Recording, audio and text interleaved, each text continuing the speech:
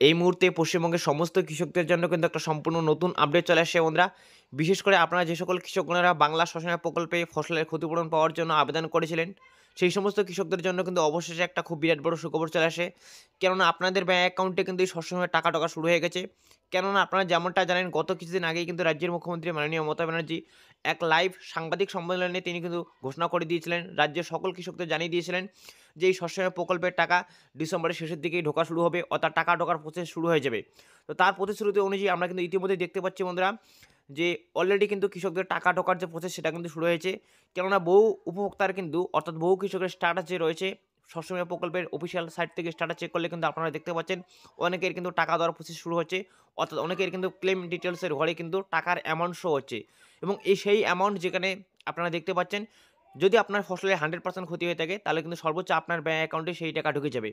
এবং আপনারা অনেকেই কমেন্ট করেছিলেন যে শস্য বিমা প্রকল্পের টাকার সর্বনিম্ন পরিমাণটা কত এবং সর্বোচ্চ পরিমাণটা কত।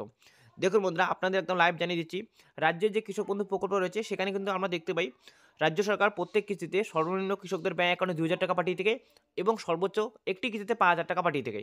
কিন্তু বন্ধুরা, এই যে ফসল বীমা অর্থাৎ বাংলা শস্য বিমা প্রকল্পের মাধ্যমে রাজ্য সরকারের ফসলের ক্ষতিপূরণের টাকা ঠিক কত পরিমাণে দেওয়া হয় তার কিন্তু নির্ধারিত কোনো টাকার অ্যামাউন্ট ঠিক করা নেই, যে আপনি কত টাকা পাবেন, যে সর্বনিম্ন 5,000 টাকা পাবেন নাকি 10,000 টাকা পাবেন, তার কিন্তু নির্ধারিত কোনো অ্যামাউন্ট ঠিক করা নেই।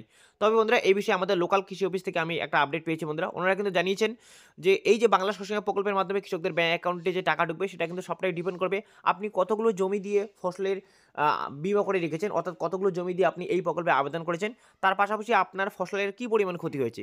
যে সকল কৃষকদের ফসলের ক্ষতির পরিমাণটা সবচেয়ে বেশি হবে, অর্থাৎ 100% ফসল নষ্ট হয়ে যাবে, সেই সকল কৃষকদের ব্যাংক অ্যাকাউন্টে কিন্তু বেশি টাকা ঢুকবে। আর যে সকল কৃষকদের ফসলের ক্ষতির পরিমাণ কম হবে, সেই সকল কৃষকদের ব্যাংক অ্যাকাউন্টে কিন্তু কম টাকা ঢুকবে। এবং তার পাশাপাশি আপনি কতগুলো জমি দিয়ে এই প্রকল্পে আবেদন করেছেন সেটার উপর ডিপেন্ড করেও আপনার ব্যাংক অ্যাকাউন্টে টাকা পাঠানো হবে। এক্ষেত্রে আমরা দেখছি বন্ধুরা, সর্বনিম্ন কিন্তু 500 থেকে শুরু করে 700 টাকাও পর্যন্ত ঢুকে অনেকের অ্যাকাউন্টে। গত বছর আমরা দেখেছিলাম 746 টাকা, 880 টাকা এরকম পরিমাণ ঢুকেছে। আবার সর্বোচ্চ কিন্তু 40,000 টাকা থেকে শুরু করে 50,000 টাকার পর্যন্ত ঢুকেছে, এমনও কিন্তু আমরা প্রমাণ পেয়েছিলাম। অর্থাৎ বন্ধুরা, এখানে কিন্তু আপনারা আবেদন করলে সর্বনিম্ন এবং সর্বোচ্চ কোনো রকম টাকা নির্ধারিত নেই। আপনার ফসলের কেমন ক্ষতি হয়েছে এবং কতগুলো জমি দিয়ে আবেদন করেছেন তার উপর ডিপেন্ড করে আপনার অ্যাকাউন্টে ঢুকবে। তো মোটের উপর কথা বন্ধুরা, বুঝতেই পারলেন রাজ্যের মুখ্যমন্ত্রী মাননীয় মমতা ব্যানার্জির প্রতিশ্রুতি অনুযায়ী গত ডিসেম্বর থেকে কিন্তু কৃষকদের ব্যাংক অ্যাকাউন্টে টাকা ঢোকার প্রসেস শুরু হয়েছে। এবার কিন্তু ধাপে ধাপে এই টাকা কৃষকদের ব্যাংক অ্যাকাউন্টে ঢুকে যাবে। এবার কথা হচ্ছে বন্ধুরা, আপনারা অনেকেই বলেছেন যে জেলাভিত্তিক টাকা দেওয়া হচ্ছে কিনা। দেখুন, আপনাদের লাইভ জানিয়ে দিচ্ছি, এই যে বাংলা শস্য বিমা প্রকল্পের টাকা কিন্তু কোনো রকম জেলাভিত্তিক টাকা দেওয়া হয় না। অর্থাৎ এই জেলায় টাকা দিবে বা উত্তরবঙ্গের জেলাগুলোতে টাকা দিবে না, শুধুমাত্র দক্ষিণবঙ্গের জেলাগুলোতে টাকা দিবে, এমনটা কিন্তু হবে না।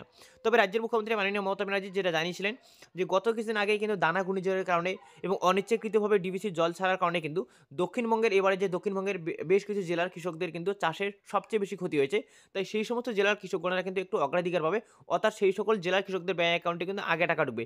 বিশেষ করে পূর্ব মেদিনীপুর থেকে শুরু করে পশ্চিম মেদিনীপুর, বর্ধমান, পূর্ব বর্ধমান, পশ্চিম বর্ধমান থেকে শুরু করে হাওড়া, হুগলি, এই সমস্ত জেলার, নদিয়া থেকে শুরু করে মানে দক্ষিণবঙ্গের জেলার কৃষকদের ব্যাংক অ্যাকাউন্টে কিন্তু আগে টাকা ঢুকবে।